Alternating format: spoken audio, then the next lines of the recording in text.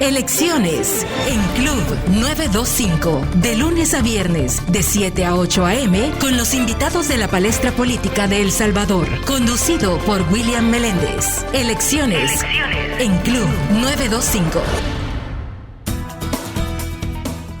Buenos días, bienvenidos a Elecciones 92.5 en la mañana de este miércoles. Gracias por estar con nosotros, gentilmente, pues como cada mañana, ¿no? Así que tiene usted, como siempre recordamos, las opciones para que participen en esta entrevista. Pueden hacerlo a través del WhatsApp Club 74 34 95 38.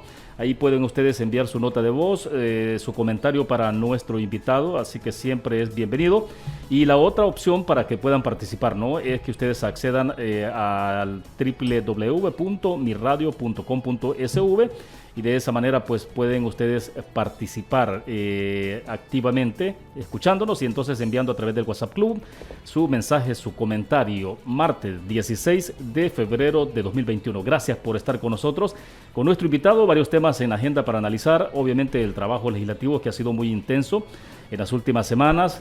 Estamos ya en ruta a la elección para diputados y alcaldes del 28 de febrero. Una comisión especial o misión especial enviada por la Organización de Estados Americanos a nuestro país, que está en curso. El debate abierto, la polémica incluso sobre la visita que habría realizado hace un poco menos de 2 semanas el presidente Bukele a Washington, y el hecho de que, de acuerdo a fuentes de primera línea de aquella ciudad en Washington, pues no fue recibido, y esto pues ha generado también mucha discusión, mucha controversia. Así que son varios los temas que tenemos para poder reflexionar con nuestro invitado. Queremos agradecer que nos acompaña en cabina de la 92.5 Rodolfo Parker, secretario general del Partido Demócrata Cristiano, aspirante a la reelección por el departamento de San Salvador. Doctor, qué gusto que nos acompañe. Bienvenido, buenos días. Muy buenos días, William. Muchísimas gracias por la invitación y aquí pues encantado de estar aquí en Club 92.5. Bueno, excelente, doctor. Hay un tema que creo que es importante platicarlo de entrada con usted y es algo muy inmediato, ¿no? Antes de pasar a los temas propiamente dicho de Asamblea Legislativa y la coyuntura actual que está viviendo nuestro país. Hay una información que ha circulado ya hace algunos minutos y es una situación bastante lamentable, ¿no? Donde una candidata a diputada de su partido, Karina Yasmín Gómez Mendizábal, que es conocida como Karina Mendizábal, pues protagonizó un accidente de tránsito en Antiguo Cuscatlán, y hay una persona del CAMP que se supone fue arrollada y murió a causa de este accidente. Un poco saber qué es la información que usted tiene de este caso, la circunstancia, porque también aquí alguna información que ha trascendido, que todavía no lo tenemos confirmado periodísticamente hablando, pero se supone que iba en estado de ebriedad Karina Mendizábal. ¿Cuál es la información que tiene, doctor? Bueno, francamente no estamos administrando mucha información, es así una información general con la que contamos a esta hora.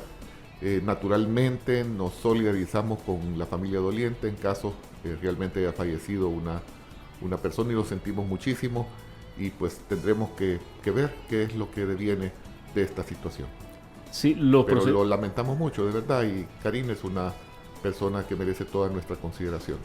Sí, y en estos casos, ¿cómo procede? Porque ella es candidata a diputada, ¿no? Como repito, William, por de pronto no tenemos mayor información.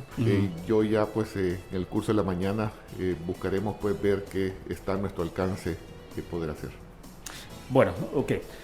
Doctor, vamos a ver entonces, hablemos del trabajo legislativo. Creo que es importante hablar de lo que están haciendo ustedes en este momento. Vamos a hablar también un poco de cuál es el planteamiento suyo en términos de la propuesta que está lanzando como candidato a la reelección por diputado a San Salvador.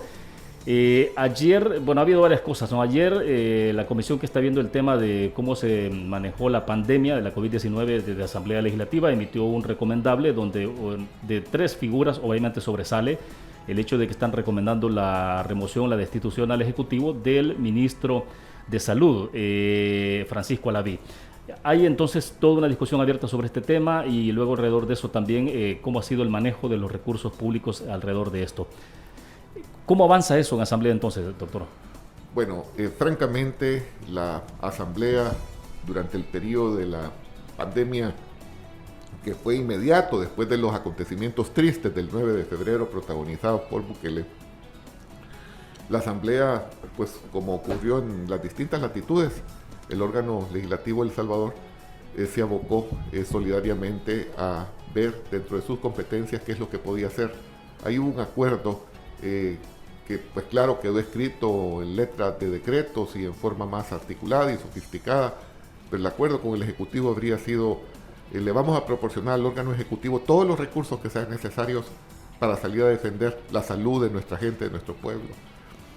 Y se le habrían asignado al órgano ejecutivo en relación a todos los países de América Latina los recursos más altos con respecto al Producto Interno Bruto. Ningún otro país en América Latina con respecto a su Producto Interno Bruto tuvo más recursos que los que le fueron asignados al gobierno de El Salvador. El trato era, le asignamos todos esos recursos para que salga usted a defender la salud, la vida de nuestra gente, pero con una sola condición: usted le va a rendir cuentas al país de cómo usted utilice esos recursos que no son 5 centavos. Recordemos que tal como lo certificó el expresidente del Banco Central, que por decir la verdad fue despedido, no obstante el presidente decía que ni un centavo partido por la mitad, pero ya había recibido solo de recursos ordinarios arriba de 3.200 millones de dólares y de recursos extraordinarios también arriba de 3.200 millones de dólares, haciendo uso tanto de los préstamos afuera como también de los préstamos locales, la deuda flotante a través de LETES y CETES. Entonces tuvo todos los recursos del mundo. Pero ¿qué es lo que ocurrió? Nunca, y esta es hora, que siguen en la misma situación, rindieron cuentas al país. Más bien han habido hartas evidencias de que han malversado recursos, de tal forma que incluso han llegado al extremo que se han aprovechado de la tragedia de la gente nuestra, y en medio de la pandemia los funcionarios allegados al régimen se dedicaron a hacer autocompras, es decir, a sobreprecios y de productos de mala calidad. Eso es lo que ha provocado que distintas comisiones de la Asamblea Legislativa, cumpliendo con su deber, es decir, cumpliendo su tarea de contrapesos ante las arbitrariedades del Ejecutivo, pues fueron señalando uno a uno, dentro de las posibilidades de la información disponible, todos estos acontecimientos de corrupción, y fueron siendo remitidos en muchos casos a la Fiscalía General. Ahora, en lo que respecta específicamente a esta comisión, pues está claro, podemos ver que se compraron mascarillas, por ejemplo, a través de una empresa de porcelanas. El mismo actual ministro de Hacienda habría autocomprado mascarillas, imagínate tú, y todo indica que de muy mala calidad. No dejemos detrás también los altos precios, y esto incluso pudo haber provocado muertes. Cuando se compran este tipo de artículos que son delicados, podemos ver que más de 150 profesionales de salud murieron estando en primera línea. No solo fueron desprovistos de los artículos necesarios de bioseguridad, sino que también contaron con este tipo de productos de muy mala calidad. Y podemos hacer el parangón, como por ejemplo cuando fueron a comprar cereales a México de mala calidad, a 3 veces su valor, incluso pudiendo haberlos comprado en el país, estimulando la economía salvadoreña, generando empleo en nuestro país, habiéndolo hecho todo en forma transparente. Lo hicieron todo al revés. Nada lo hicieron en forma transparente. En el caso del Ministerio de Salud, exactamente lo mismo, sin transparencia, y que pudo haber llevado como saldos la muerte de seres humanos también en el marco de la pandemia. Doctor, de las indagaciones y investigaciones que ha hecho en el seguimiento la Corte de Cuentas de la República, ¿ha pasado a manos de la Asamblea algún informe preliminar de esto que está investigando? Pregunto esto porque en algún momento sobre entrega de bonos, por ejemplo, y demás, había un señalamiento, ¿no? Incluso de un número de documento único de identidad que aparecía supuestamente repetido más de 1.200 veces, que supuestamente había tenido ese mismo número de UI el acceso a un bono, al bono de los $300. Se hablaba ahí de otro tipo de irregularidades o de hallazgos que habrían encontrado. Entonces, pero ¿cuál es la información que ustedes han tenido? Porque ustedes también han citado en algún momento determinado Corte de Cuentas, ¿no? De hecho, está pendiente en todo caso una reunión con la Corte de Cuentas de la República, en este caso por parte de la Comisión Especial que está revisando todo lo que tiene que ver con la utilización de los recursos en términos generales. Es esa comisión la que en su momento recibió al expresidente del Banco Central, que por llegar a decir la verdad fue despedido al día siguiente por el presidente Bukele. Esa comisión hoy, este día, tiene reunión para revisar el informe del Comité de Veeduría Ciudadano, donde se van a desprender pues los últimos elementos de juicio que van a provocar obviamente lo que vendría a ser prácticamente los dictámenes finales, el dictamen o informe final de esta comisión, para que se desprendan ahí incluso avisos o denuncias a la propia Fiscalía General de la República. Ya han habido avances, es decir, a la Fiscalía se le han venido en forma preliminar enviando avisos de distintos hallazgos. Te menciona, William, el caso de las transferencias económicas. Es que es un hecho cierto. Lo último que se ha sabido por un informe preliminar de la Corte de Cuentas es que partíamos de que era 1 millón de personas del sector informal beneficiarios. De ese 1 millón de personas, el primer hallazgo que se hizo público fue que habían una base de datos de 100.000 personas que como que no existían, porque por más que la Corte de Cuentas había pedido esa información no se le generaba. ¿Y estas 100.000 personas aparecen como beneficiarios? Como beneficiarios en cuanto al número de supuestos beneficiarios, decíamos.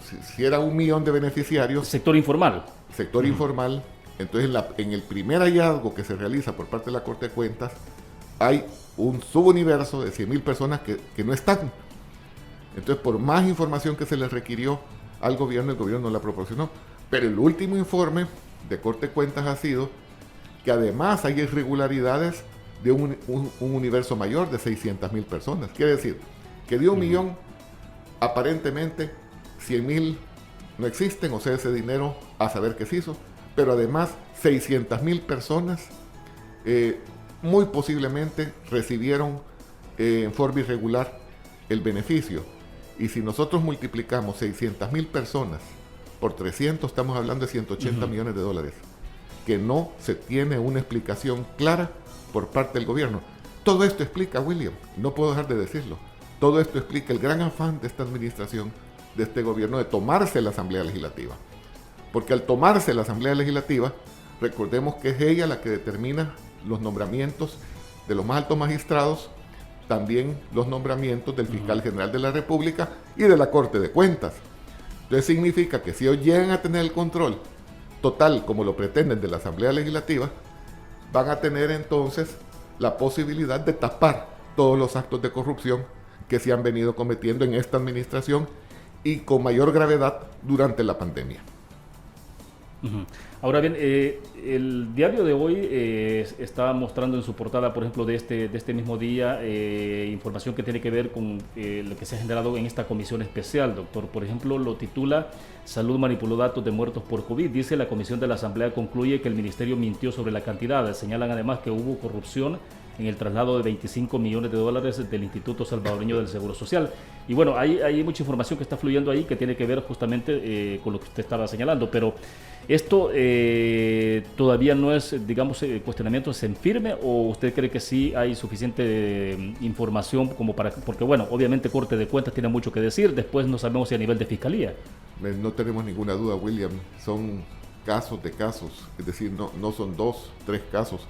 Alguien decía, es que ya perdimos la capacidad de asombro, que son tantos casos, todos de corrupción, de malversación, y además la misma conducta, que es como un muro por parte del gobierno, simplemente de no dar ningún tipo de información. Y es que no pueden dar ningún tipo de información en la conclusión final, porque no la pueden dar, porque no están en condiciones de hacerlo, porque realmente entonces tendrían que ser confesos y decir, sí, ocurrió esto de esta manera, lo que todas las evidencias están marcando. Por eso será necesario que en definitiva sea la Fiscalía General de la República la que determine las responsabilidades, que van mucho más allá de solo responsabilidades personales y patrimoniales. Ya estamos hablando de responsabilidades penales, William. Es decir, es una gran cantidad de casos. Y si nos vamos a lo que fue el principio del combate a la pandemia, hubo incluso un decreto que fue el 593 que obligaba al Estado a hacer transferencias para el subsidio del pago de planillas, esto ya en el sector formal, y evitar el quiebre de empresas. Ese dinero se le provisionó al Ejecutivo y no hicieron un solo pago de subsidio de planillas. Desde ahí empezaron las irregularidades, desde el primer decreto. Entonces, perdón, el dinero sí lo tenía. El dinero se le autorizó por parte de la Asamblea, es decir, tú le autorizas y le provisionas, claro. Y además se genera una obligación que en este caso el mismo Ejecutivo se le había propuesto al Legislativo y el Legislativo se le autorizó, porque el primer paso en el ABC del control de la pandemia y para evitar el cierre de empresas y la cesación de trabajos, es decir, los desempleos, y todos los países lo hicieron, William. Entonces, por eso también nosotros lo autorizamos en la Asamblea. ¿Y ese dinero, entonces, una vez autorizado, dónde terminó? ¿Dónde está? No sabemos. ¿Tienen ustedes referencia de dónde? No lo dicen. No sabemos. Es que es exactamente lo mismo que está pasando con el dinero del desarrollo municipal. No lo dicen. Con los fondos FODES. Sabe. Con los fondos FODES. Se lo clavaron. Y no se sabe. Así, han robado el despoblado. Y no dicen dónde está. Es más, la Corte ya refrendó la obligatoriedad de hacer las transferencias a las alcaldías. Y simple y sencillamente se hacen los suizos. No les importa. Se quedan con el dinero. Lo gastan en este caso en la campaña de nuevas ideas, porque si no, que expliquen de dónde están sacando tanto dinero. Entonces, recordemos una cosa sobre esto del FODES. El Estado salvadoreño es descentralizado. Eso significa de que no solo es el gobierno central el que atiende las necesidades de la gente, sino que se decidió de la Constitución del 83 que las alcaldías que están en la primera línea en cuanto a las necesidades de las comunidades y particularmente los grupos más pobres y más vulnerables del país tuvieran también acceso a recursos.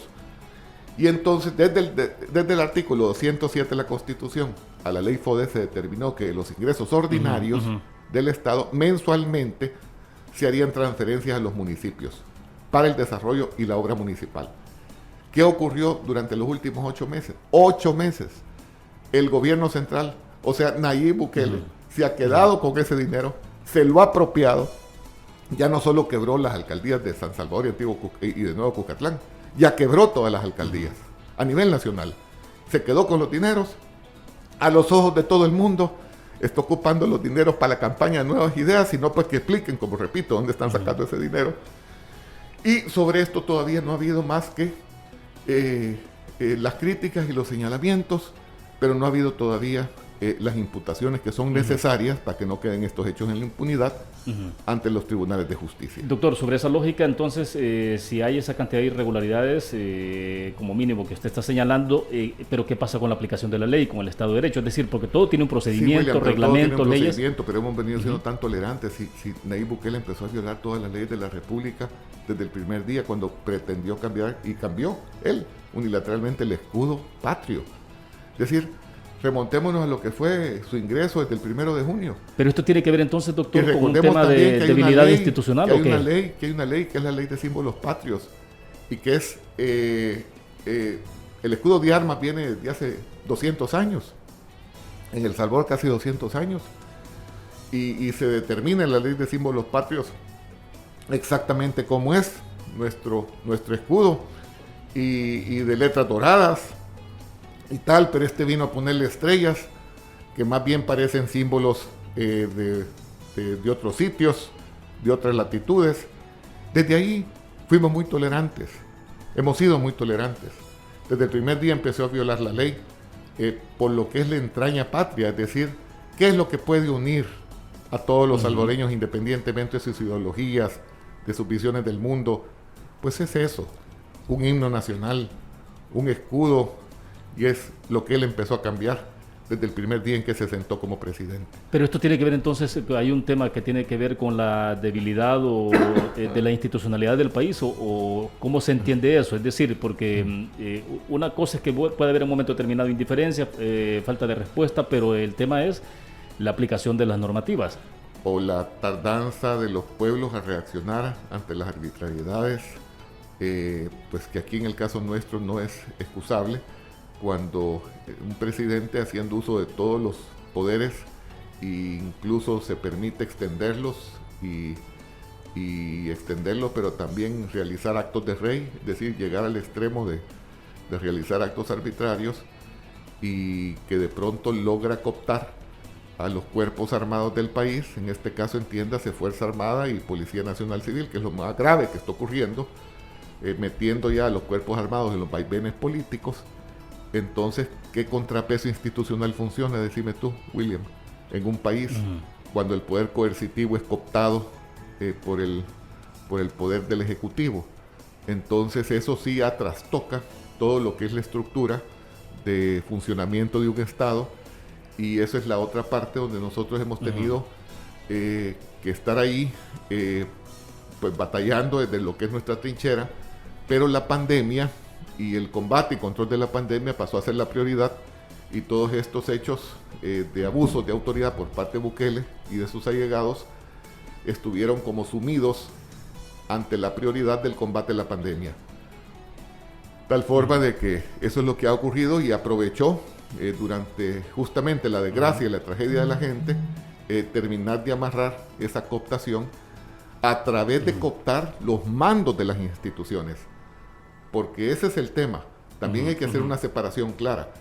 No es que ha cooptado al Instituto Castrense entero, ha cooptado a gente que no tiene la entereza, la moralidad ni el profesionalismo para conducir estas instituciones, y más bien le ha ido a entregar sus sables al presidente como que son guardias pretorianas, abandonando lo que es el juramento a la patria, a la Constitución y al Estado de Derecho. Pero usted entonces sugiere o está señalando de que en este caso es directamente con las personas que tienen el poder para tomar decisiones. Estamos hablando del alto mando de la Fuerza Armada, que se ha domesticado a la arbitrariedad presidencial, yendo en contra de lo que es la naturaleza de la Fuerza Armada y habilitando y permitiendo su instrumentalización.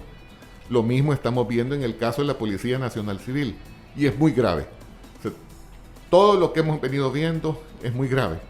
La falta de transparencia, los actos de corrupción, de malversación, todo es grave. Pero el haber buscado no solo concentrar poder por parte del presidente, que eso es un afán que varios pueden tener, pero que en ese afán de concentración de poder se llevó de encuentro la institucionalidad de los cuerpos armados, eso es gravísimo para el futuro de El Salvador. Sí, por acá nos escribe Mario Calero desde New Jersey, y es una pregunta muy pertinente, doctor. Dice: buenos días, ¿por qué si el gobierno de Bukele está tan mal, tan corrupto, por qué el apoyo de la población sigue siendo muy alto? Las encuestas y la opinión pública siguen manifestándose a favor de este gobierno. Entonces él plantea la interrogante, que es sumamente válida. De hecho, la tenía yo por acá para planteársela, porque cuando usted revisa todas las encuestas en términos de aceptación popular, de credibilidad, incluso cuando usted lo ve, el presidente aparece en la posición número 1, digamos. Y allá al final, en el otro extremo, los partidos políticos y la Asamblea Legislativa. Bueno, pongamos allá en New Jersey que viene una caja de cornflakes y asumamos que el producto del cornflakes es de muy mala calidad, pero le meten $2 millones semanales de publicidad a esa caja de cornflakes. Yo me atrevería a decirle al amigo que nos mande este mensaje que después de una campaña monstruosa, pues todo el mundo iría a comprar esa caja de cornflakes y hasta le sentiría buen sabor, aunque sea de muy mala calidad. Aquí, a punta de publicidad, con el pisto de los salvadoreños, que les cuesta cada centavo el sudor de su frente, se están yendo toneladas de dinero, millones de dólares, en publicidad de la figura, de la imagen personal de Nayib Bukele. Eso va a durar un tiempo, como también va a durar un tiempo lo que es el reparto, el mega reparto de comida que andan haciendo a nivel nacional. Es decir, la situación de la pandemia llevó a que Bukele hiciera una gran operación en cuanto a su imagen personal, pagando mucho dinero por ella, pero además ocupó electoralmente y para su popularidad repartos de dinero. Estamos hablando de más de $400 millones, y como hemos dicho, en muchos casos no sabemos exactamente a dónde fue a parar ese dinero, y además un mega reparto de comida. Estamos hablando de reparto de más de 70,000 bolsas diarias de comida. Como nosotros le decimos a la gente, a ver, una bolsa hoy puede ser comida para este día, pero no es trabajo para toda la vida. Y Bukele se ha dedicado a repartir. ¿Y usted cree que mientras hay de pisto, que por cierto hemos tenido que ir a prestar, de pisto que van a pagar de 2 a 3 generaciones? Pero eso ya se va a acabar. ¿Usted cree que va a parar ese reparto después de la elección, doctor? Claro que sí, porque ya no va a haber que repartir. Ya se va a acabar. Hoy están poniendo toda la carne al asador para buscar votos. Esto de cambiar comida por votos no es nuevo. Pasó en Venezuela, pasó en Nicaragua. Bueno, veamos lo que ocurrió en Nicaragua, que está más cerca. Ortega regalaba hasta chanchos los meses de julio y los meses de diciembre a toda la gente de escasos recursos, y todo el mundo estaba feliz porque le llegaba su chanchito a la casa. pero llegó un momento que ya no hubo pisto ahí en Nicaragua para repartir. ¿Y qué es lo que se quedaron repartiendo?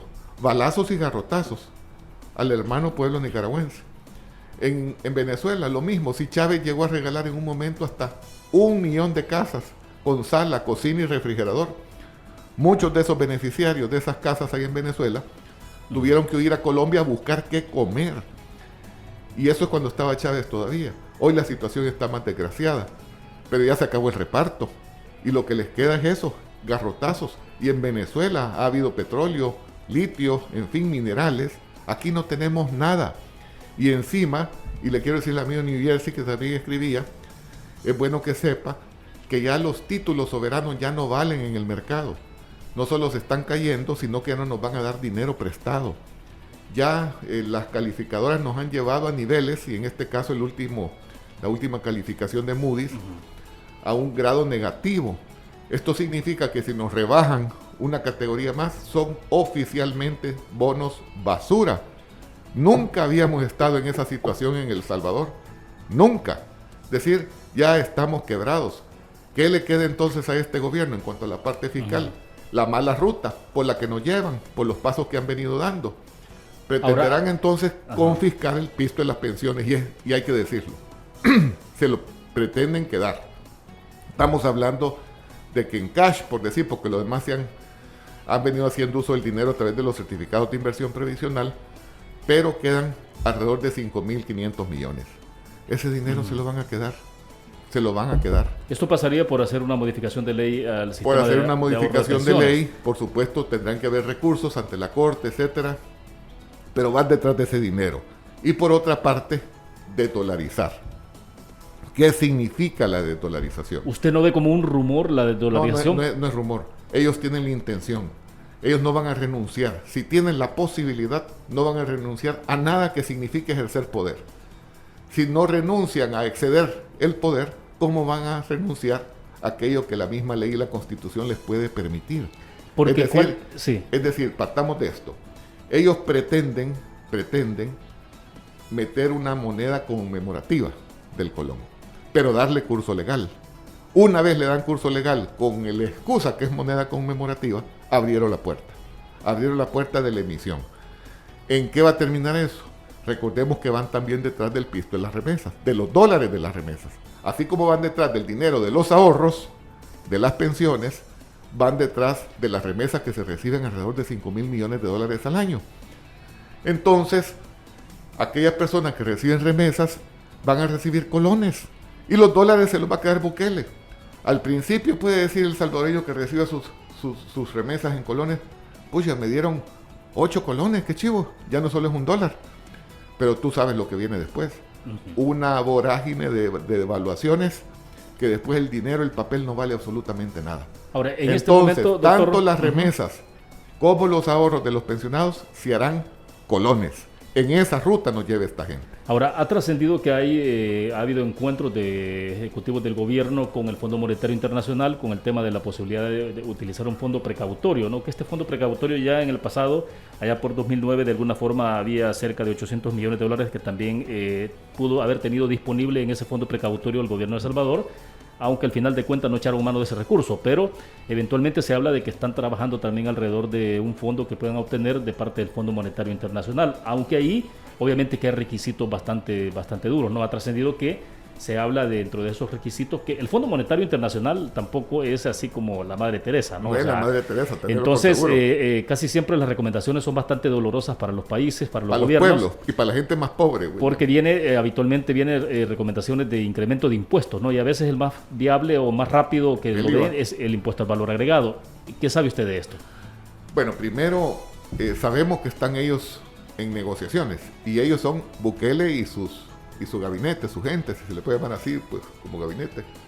En fin, y también se ha escuchado y ha trascendido que están hablando de subir el IVA. Eso es lo que ha trascendido, bajo la responsabilidad del Ejecutivo. En eso el Legislativo no tiene absolutamente nada que ver. Y está claro que esta Asamblea Legislativa, en la composición que tiene, jamás autorizaría el incremento del IVA. O sea, eso no va a ocurrir en la actual legislatura, que sería hasta el 30 de abril, ¿no? Hasta el último día de abril, exactamente. Ahora, ya el país decidirá el próximo 28 de febrero qué es lo que quiere. Un caudillo que va a significar la confirmación de la pobreza de un pueblo, o va a buscar fortalecer las instituciones para garantizar el progreso del pueblo. Eso es lo que se va a definir el próximo domingo 28. Y detrás de eso está el país. Pero entonces las intenciones de este gobierno es tener poder total, tener control total, sin ningún tipo de contrapesos, sin ningún tipo de control, en particular como meollo del asunto, para administrar los escasos recursos del pueblo sin ningún tipo de control. Bueno, tenemos otros temas, pero vamos a hacer una pausa comercial, ¿no? Tenemos otros temas para conversar y es, obviamente hay una misión especial de la Organización de Estados Americanos en el país, reuniéndose con diferentes líderes de los partidos políticos, obviamente el gobierno, están analizando este tema de la institucionalidad del país, el Estado de Derecho, y ocurre después de que también primero hubo peticiones de la sociedad civil ante la OEA. Debo entender que en su momento también lo hizo la Asamblea Legislativa, incluso el gobierno habría hecho una petición también para que participara una misión después de, obviamente, los acontecimientos que ocurrieron el 9 de febrero del año pasado, y que eso pues ha devenido en una cantidad de situaciones que es de las que ya hemos conversado en los primeros minutos de la entrevista, doctor. Entonces, platicamos de este tema al regreso y un poco hablar también de cómo está su trabajo en el territorio frente a la elección del próximo domingo 28 de febrero. Hacemos una pequeña pausa, regresamos con más.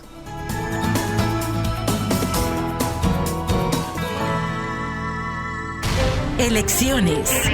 Con William Meléndez en 925 Club.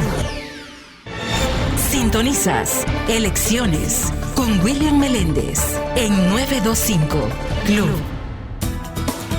7:38. Gracias por estar con nosotros en 92.5 Elecciones, 92.5. Tenemos como siempre habilitado el WhatsApp Club 74349538. El doctor Rodolfo Parker, diputado del Partido Demócrata Cristiano, candidato a la reelección, es nuestro invitado la mañana de este martes. Doctor, para que hablemos un poco entonces también de este tema de la visita de la OEA, hablar un poco de cómo está trabajando en su territorio, pero el tema también, me decía fuera de micrófonos, ¿han instalado una tarima enfrente de la Asamblea Legislativa este día?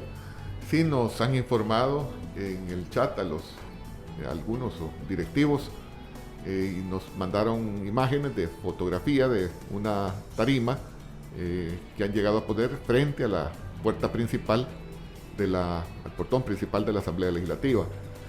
A ver con qué ocurrencia llegan ahí a utilizar esa tarima, que en fin, al menos no se sabe quién la ha instalado. ¿Quién? A las 2 de la mañana llegaron con un gran despliegue y la instalaron con mucha prontitud. Todo pinta que es casa presidencial. Mientras no se le vuelva a ocurrir a Bukele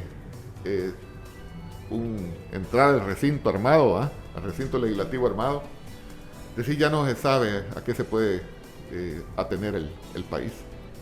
Ya no se sabe. Pero ahí está la tarima. Ya. Bueno, vamos a estar pendientes de qué es lo que ocurre finalmente. Hay una misión especial entonces de la Organización de Estados Americanos en El Salvador. Ayer comenzaron reuniones y entiendo que hoy va a reunirse también con algunos dirigentes políticos. Óscar Ortiz, secretario general del FMLN, confirmaba ayer que pues sí estaba previsto para este día un encuentro también con ellos. Explíquenos, usted directamente ya participó en esos encuentros. ¿Qué ha ocurrido? Bueno, de hecho, como antecedente, la Asamblea Legislativa, desde los sucesos del 9 de febrero, hace un año, enviamos a la OEA una nota pidiendo la aplicación de la Carta Interamericana Democrática. Y esto es porque tiene una disposición que involucra la participación del Consejo Permanente, y para que a través de las resoluciones que se puedan adoptar se pueda intervenir en función de regularizar la institucionalidad democrática de un país miembro. Y eso es lo que nosotros habríamos solicitado, la aplicación de la Carta en su artículo 20. Ahora, después de transcurrido un año, la Asamblea Legislativa reiteró en una resolución del Parlamento, reiteró esta petición a la OEA. Eso fue el propio día martes 9 de febrero. Al final de la plenaria, pues la Asamblea tomó esa resolución. Y luego, pues, pudimos constatar que el secretario general sacó un comunicado donde dice, pues vamos a aplicar el artículo 17 de la Carta Interamericana. Si el sistema interamericano tiene apartados que van increciendo, van escalando. Digamos que el artículo 17 contiene medidas de carácter preventivo. Ya el artículo 20 ya es el que nosotros habríamos invocado la aplicación de los principios a plenitud, es decir, de restablecer. Pero habitualmente se establecen procesos, ¿no? Pues nosotros hay como procedimientos. Nosotros consideramos desde nuestra petición y nuestra perspectiva de que había suficientes elementos para aplicar el artículo 20 de una sola vez. Pero, como repito, lo que el secretario general de la OEA comunicó es que ellos estarían aplicando el artículo 17, entiéndase la parte preventiva, y que conformaría esa misión especial para enviarla a El Salvador y ver que las partes, como él lo calificó, órgano ejecutivo y órgano legislativo, pudiesen tener un espacio de diálogo político. Y entonces, con ese marco, envía esta misión especial al país.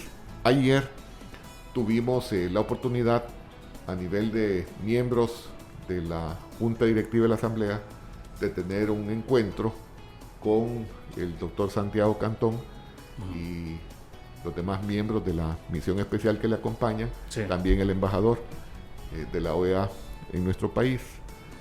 Fue un encuentro franco, diría yo,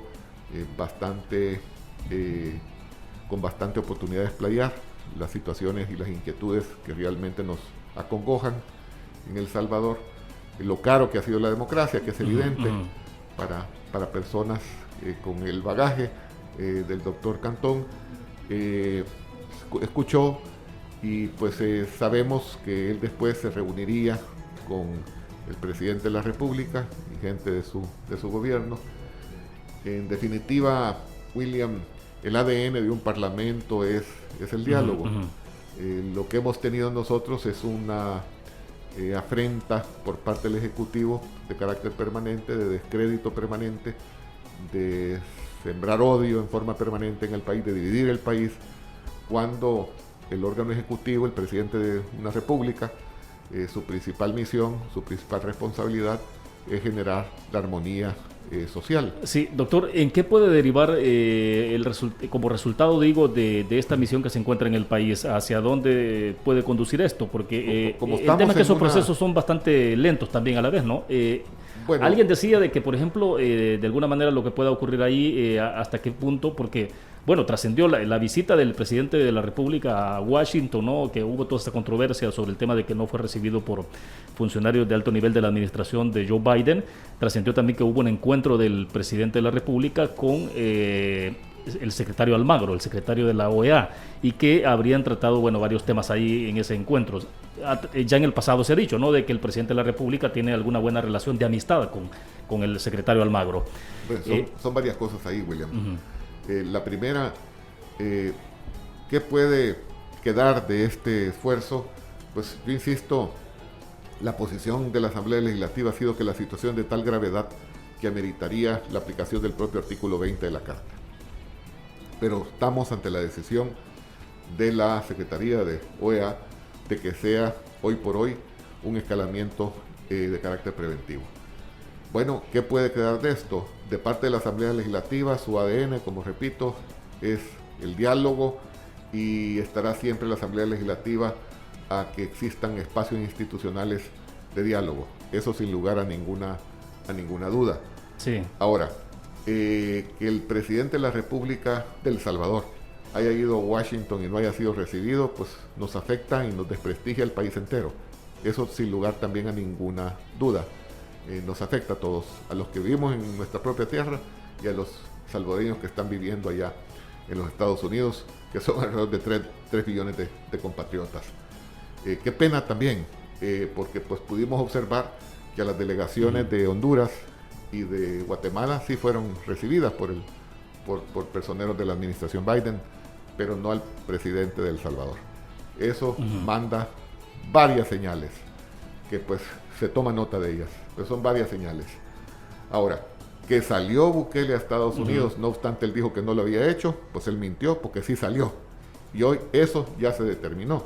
Y eso implica una violación expresa de la Constitución de la República. Eso no tiene que ver que si la Asamblea le gusta o no le gusta, no es eso. La Constitución determina que está prohibido, en el artículo 158, es una prohibición explícita, está prohibido que el presidente de El Salvador salga del territorio salvadoreño sin haberle, por un lado, pues pedido autorización a la Asamblea, sí, pero informado al país. En esencia, si se deja de informar al país que el propio presidente, eso equivale a que el capitán de un barco deje el timón suelto y se va a bañar por allá y deje el barco a la deriva. Y cualquier cosa puede ocurrir en esos instantes. Eso es un acto de muchísima irresponsabilidad. Sí, cuando hemos hablado que ya se ha perdido la capacidad de asombro, es que cada día vienen ocurriendo cosas de ese tipo. Entonces sí, es algo realmente más grave de lo que parece, con repercusiones que van más allá también y que tendremos que ir pues lidiando con ellas. Así es que hoy por hoy lo que pretenderíamos eventualmente es que esta misión de OEA prolongue su estancia, su participación en el país. Es decir, consideramos que también los eventos que se avecinan, empezando por el propio 28 de febrero, pueden llevar a tensiones muy fuertes. Observemos con objetividad qué está pasando en este momento. Bukele y todos sus coros ya están hablando de fraude. ¿Qué significa esto, William? Delicadísimo. Esto casi equivale hoy día aquí en El Salvador a que vas en un avión, alguien se levanta y grita ¡bomba! La palabra bomba adentro del avión es gravísimo. Pero ahorita eso equivale a que Bukele esté diciendo fraude cuando estamos al pie de un proceso electoral. Así de grave es. Así de grave es. ¿No existe para ustedes ninguna situación? ¿El sistema tiene suficientes cerrojos para evitar una situación de fraude? Vamos por partes, William. Fraude significa que hay una intención de hacer algo irregular. Entonces, si hubiese un poquito de responsabilidad por parte de Bukele, él tendría que decir cuáles son las intencionalidades y dónde objetivamente están marcadas. Porque nosotros, de nuestro lado, de lo que sí estamos claros, de que desde el momento que él comienza a decir fraude, o sea, gritar bomba adentro del avión, él sí tiene una muy mala intención. Entonces él ya, desde el momento que está gritando fraude, está boicoteando el proceso electoral. Esto es un boicot por parte de Bukele. Entonces ya cuando hay una intención clara de boicotear... Pero ¿por qué puede ocurrir, en la interpretación, por qué puede ocurrir un intento de boicot cuando todas las encuestas están mostrando que tienen la posibilidad de tener una cantidad importante de alcaldes y diputados? Hay una serie de cosas, William, que habría que irlas atando como un rompecabezas, pero también tenemos información, se ha escuchado, de que han venido hackers al país y que están hospedados, por cierto, en un hotel por ahí. Y se están oyendo de nombres de personas y de equipos que se han formado para pretender hackear los servidores. Todo eso lo estamos escuchando. Y estamos escuchando que todo esto viene del Ejecutivo. Eso lo estamos escuchando. Entonces, cuando ellos empiezan a gritar fraude, generan un manto de confusión, ya contaminan el agua, pero por detrás ellos están fraguando quién sabe qué malabares. Entonces ya las antenas están levantadas, sí. Las señales están encendidas de que aquí hay realmente una situación de intención de generar un ambiente de zozobra por parte de Bukele. ¿Qué estamos haciendo nosotros? Digo, las personas que realmente somos demócratas, buscando garantías en cuanto a los procesos del Tribunal Supremo Electoral. Eso sí lo estamos exigiendo nosotros. Y de pronto estamos viendo que hay fallas, pues queremos que esas fallas se superen. Y en eso deberíamos estar gastando todos la energía, empezando por el presidente de la República. Pero está gritando bomba dentro del avión. En cambio otros estamos meticulosamente buscando hacer lo necesario porque aquellas fallas puedan ir superándose, pueden ir corrigiendo los errores, los problemas de carácter logístico, y en eso empeñar nuestra energía. Pero nosotros sí vamos a seguir exigiendo garantías y cuidando que el proceso no pueda ser desnaturalizado. Perfecto. Doctor, le voy a pedir si se pone los audífonos porque tenemos una nota de voz para que pueda escuchar. Mientras tanto, por acá nos dice, buenos días William, dice, verle los defectos a alguien es lo más fácil que hay, es como respirar, pero qué cosas buenas cree usted que ha hecho este gobierno por los salvadoreños. No todo puede ser un caos, algo bueno debe de haber, ¿no cree usted? Ahí está la pregunta planteada para usted, doctor, y vamos a escuchar una nota de voz entonces, por favor. Buenos días William, buenos días Club 92.5. Buenos días, señor Rodolfo Parker y Radio Escuchas. Qué bien que usted está hoy al aire, señor Parker. Usted es un hombre valiente, ha demostrado valentía. Es un hombre que sabe bien qué es lo que va a pasar si una sola persona administra todo el poder y todo el dinero en este país. Señor Parker, adelante. Buenos días nuevamente, Club, señor William, señor Rodolfo Parker, mucho gusto de estarlo escuchando. Yo quisiera que la población entendiera y razonara su voto para este 28 de febrero. No queremos ahí que una sola persona gobierne completamente todos los poderes. Ya la gente sabe, pero no se le ha explicado lo que en este programa se está explicando. La gente está indignada porque tiene odio en contra de las personas que forman los partidos políticos.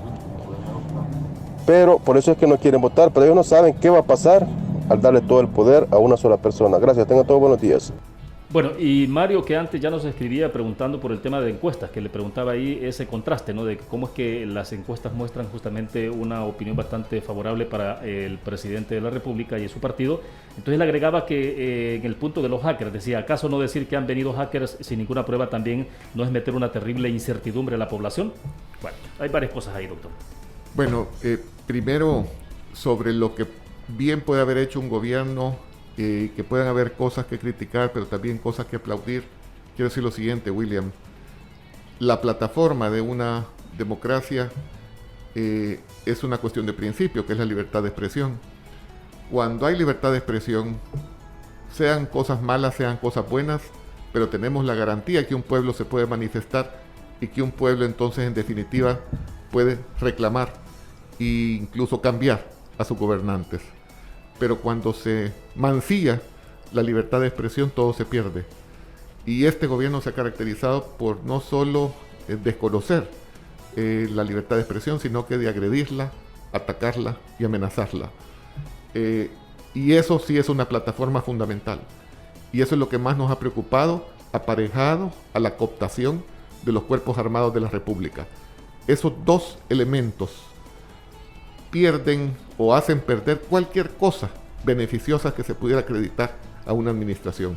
Repito, mancillar la libertad de expresión y cooptar los cuerpos armados de la República tienen más gravedad que cualquier otra cosa. Bueno, en lo que respecta a lo que nos decía el amigo sobre las versiones, son versiones que nosotros no podemos comprobar, pero que estamos obligados, porque las fuentes son fuentes ciertas, por lo menos a denunciarlo con valentía. Y el tema del boicot no es un tema subjetivo, es un tema que parte justamente de la narrativa que está creando en forma insistente, persistente el presidente de la República, y que lo repiten sus allegados sobre el tema de la bomba dentro del avión. Es decir, ya no es lo mismo, por ejemplo, en los Estados Unidos de América, mencionar la palabra fraude después de la toma de la Casa de los Representantes. Ya no es lo mismo. Hoy la palabra fraude en los Estados Unidos de América tiene un peso de mayor gravedad. Y eso involucra también lo que está ocurriendo en nuestro país. Es decir, es de tal profundidad la decisión que se va a tomar el 28 de febrero, que al final quienes sufrirían las consecuencias de que se concentrara el poder en unas solas manos sería la gente más pobre y más vulnerable, que se vendrían a dar cuenta un par de años después por las desgracias que tocaría estar sufriendo en El Salvador. Así que, digámosle de una forma sencilla, William, hace 1 año y medio aproximadamente elegimos al presidente de la República, pero hoy son elecciones no de presidente, hoy son elecciones de alcaldes y de diputados. Pero ¿quién es el contendiente de los partidos? La AN de Nayib. han metido a Nayib Bukele como que son las elecciones también de Nayib Bukele en estas elecciones de alcalde y de diputado. Entonces, ¿qué significa? Que Nayib Bukele, que ya es presidente de la República, también quiere ser alcalde, él mismo también quiere ser diputado, y como la Asamblea es la que elige al fiscal general, entonces él mismo quiere ser fiscal general de la República, él mismo quiere ser magistrado, él mismo quiere tener el control de las más altas esferas de la Administración de Justicia, y además él mismo quiere ser periodista. Entonces eso significa que ya no habría un policía que investigue, un fiscal que conduzca una investigación, hablando de todos los hechos de corrupción que le preceden a esta administración, en la propia administración Bukele, y ya no habría tampoco un juez, un magistrado que ponga una condena, ya no habría un periodista que pueda hacer una investigación y revelarla sobre estos hechos de corrupción. Entonces sí es de tal gravedad, por lo último que mencionaba, pues la persona que amablemente habló, que realmente acumule el poder que pretende acumular. Ahora bien, doctor, porque ya estamos prácticamente cerrando, ¿cómo ha sido su trabajo en el territorio? ¿Cómo lo ha logrado desarrollar en medio de una situación de la pandemia y en términos de cómo ve la motivación de la gente? Porque también hay preocupación en términos de cuál es la cantidad de personas que puedan participar en esta próxima elección, siendo que para diputados y alcaldes siempre hay menos motivación que para una presidencial, y ahora agregado el tema de la pandemia. Bueno, quiero decirlo tal cual, tratar de describir lo que yo toco y veo cada día que andamos en el territorio. Con nuestros colegas, con nuestros compañeros. El terreno está, la cancha está totalmente desequilibrada, William. Tenemos ante nosotros el partido del gobierno, el partido del presidente haciendo uso de los recursos públicos en forma descarada, en forma abierta. La gente de Nuevas Ideas, acompañados de la Fuerza Armada, repartiendo cajas de comida a diestra y siniestra, ocupando los vehículos nacionales. Hoy, como que si eso fuera la normalidad, y no les importa. Hacen uso de los recursos del Estado para la campaña política, para el partido del gobierno. Entonces la cancha está totalmente desequilibrada porque incluso a los partidos políticos les privaron de la deuda política, que es el financiamiento que está previsto en la Constitución. A las alcaldías les privaron de los recursos para el desarrollo municipal, se los quedó el gobierno central, que mientras no den una explicación, lo evidente es que lo están utilizando también para la campaña. De Nuevas Ideas podemos ver, me decía alguien a mí, pues Rodolfo, sí que parece monopolio de Nuevas Ideas en los medios de comunicación social, apenita se ve de los otros partidos. Pues sí, entonces la cancha está totalmente desequilibrada. Pero ¿sabes qué, William? Lo estamos compensando con entusiasmo y con mucha fe.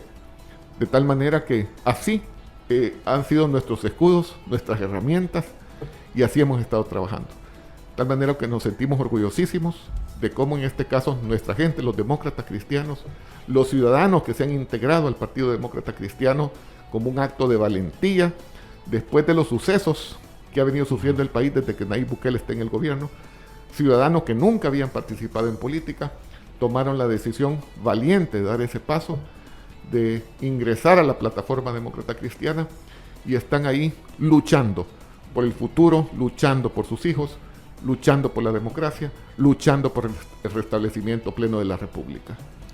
Bien, son las 8:01, prácticamente se nos fue el tiempo, doctor, y bueno, aquí estaban insistiendo un poco sobre el caso de lo que ha ocurrido con la candidata a diputada, doctor, y el accidente donde murió un agente del CAM. Sí, hay que respetar esas cosas. Por de pronto nosotros, he dicho, no tenemos mayor información, entendemos que eso habría sido hoy en la madrugada. Naturalmente nuestra solidaridad con la familia doliente en caso de que la información sea cierta, cuando hay personas fallecidas, y daremos nosotros el seguimiento que corresponde a una situación lamentable de estas. Sí, bueno, el caso que lo conversábamos al inicio de la entrevista, ¿no? Algunos oyentes quizás no lo escucharon, pero estábamos hablando del caso de Karina Jazmín Gómez Mendizábal, ¿no? De este accidente que ocurrió en horas de la madrugada y que derivó, de acuerdo a la información que tenemos, en la muerte de una persona que fue atropellada del cuerpo de agentes metropolitanos, de ahí de Antiguo Cuscatlán. Bien, el tiempo se nos agotó, doctor. Gracias de verdad por haber compartido con la audiencia de 92.5. William, me siento pues honrado de la invitación que me hicieron, y pues estaremos a la orden y seguiremos luchando con ese mismo entusiasmo y con esa misma fe. Muchas gracias. Bueno, excelente, 8:02. Nosotros concluimos así este programa de Elecciones 92.5. Nos vamos a escuchar mañana a las 7 de la mañana. Pasen feliz día. Elecciones en Club 925, de lunes a viernes, de 7 a 8 a.m., con los invitados de la palestra política de El Salvador, conducido por William Meléndez. Elecciones en Club 925.